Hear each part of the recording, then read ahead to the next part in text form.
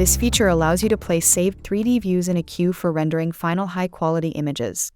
Instead of rendering each view individually, users can select several views and initiate the final rendering process. Rendered image files are saved in specified folder. To save a 3D view, set the view in the 3D window, then go to 3D menu, Save 3D Views, Save 3D View, enter the name of the view and click OK.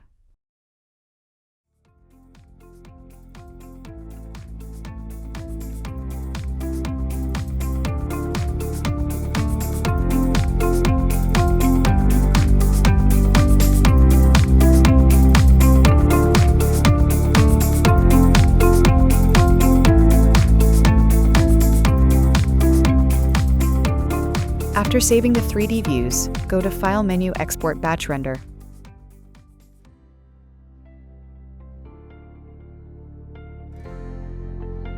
Select Views to render, export format, export quality, size, and the folder where you would like to save the rendered images and click on the Start button.